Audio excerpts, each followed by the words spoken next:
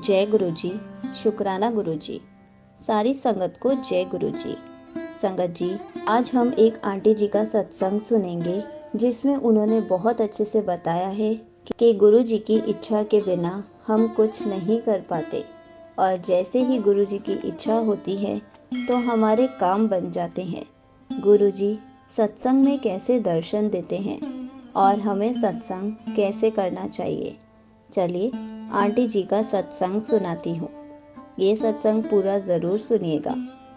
संगत जी, ये मेरा 5वां सत्संग है। गुरु जी का बार बार मैसेज आ रहा है कि अमृत वेला में शुक्राना कर, और मैं नहीं कर पा रही थी क्योंकि कहते हैं ना कि जब तक गुरु जी का हुक्म ना हो हम सत्संग शेयर नहीं कर पाते। आज गुरु जी का हुक्म हुआ है और मैं अमृत वेला में गुरु जी की आज्ञा से अपना सत्संग शेयर कर रही हूँ। मैं गुरु जी की बेटी हूँ। गुरु जी के बारे में हम जितनी बड़ाइयाँ करें उतना ही कम है। जब से हम गुरु जी से जुड़े हैं, गुरु जी ने हमारी ज़िंदगी बदल ही दी है। गुरु जी हमें एक पिता की तरह हर बात को बड़े प्यार से समझाते हैं। अगर हमें समझ में ना आए तो डांट भी लगाते हैं। जैसे बचपन में जब बच्चे का जन्म होता है तब एक पिता अपने बच्चे को उंगली पकड़कर चलना सिखाता है और छोटी छोटी बात सिखाते हैं। वैसे ही जब से गुरुपा की शरण में आए हैं, वैसे ही गुरुपा ने अच्छे राह पर चलना सिखा दिया है और अच्छे कर्म करना भी सिखाया है। गुरु जी ने अमृत वेला में उठाना सिखाया और हमें बड़े अच्छे तरीके से बताया। हमें जपजी चौपाई साहिब, आनंद साहिब, सुखमनी साहिब और सिमरन करना चाहिए। जब कभी भी अमृत वेला में आलस आ जाता है तो टेलीपैथी में मैसेज आता है कि अमृत वेला कर, तेरे कर्म कष्ट कट जाएंगे।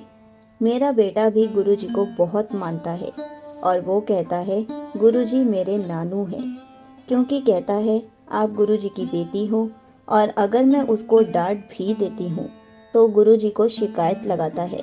गुरु जी अपनी बेटी को समझाइए, मुझे डांटती रहती हैं। गुरु जी को कुछ भी बोलने की ज़रूरत नहीं पड़ती। गुरु जी तो अंतर्यामी है। कहते हैं गुरु जी को मानो, गुरु जी से मांगो मत। सच में जब से हमने गुरु जी को मानना शुरू किया है, गुरु जी ने हमें बिना कुछ मांगे ही बहुत कुछ दिया है। गुरु जी हमारी बड़ी कठिन परीक्षा भी लेते हैं और हमें नींबू की तरह भी निचोड़ते हैं। गुरु जी कहते हैं तू मेरी प्यारी बेटी है और तू सारी परीक्षा को पास भी कर लेगी और मैंने तेरे पेपर भी चेक कर दिए हैं। बस एक परीक्षा रह गई है। गुरु जी हमारे विश्वास का टेस्ट लेते हैं कि मेरा बच्चा मुझ पर कितना विश्वास करता है और हम घबरा जाते हैं कि गुरु जी कुछ करते ही नहीं हैं। हमें हमेशा अपने गुरुपा पर पूरा विश्वास रखना चाहिए।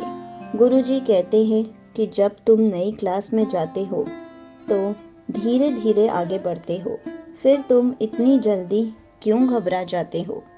जब हम घर पर गुरु जी का सत्संग करते हैं, सच में गुरु जी आते हैं। मैंने कितने दिनों से सोचा कि गुरु जी का सत्संग करवाती हूँ, लेकिन नहीं हो पा रहा था क्योंकि जब तक गुरु जी का हुक्म ना हो तो हम सब नहीं करवा पाते। मैं बैसाखी पर सत्संग पर नहीं जा पाई। कुछ कारण से मेरे मन में था अगर मैं ना जा पाई तो मैं घर पर ही छोटा सा सत्संग कर लूँगी। तो घर में हम सब ही बैठकर सत्संग करने लगे। हमने गुरु जी का वेलकम बैंड भी बजाया।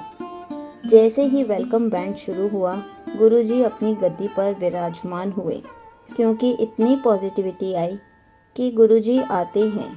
गुरु जी का स्वरूप अपने आप चोले पर बन गया और उसके नीचे ओम का निशान भी बन गया।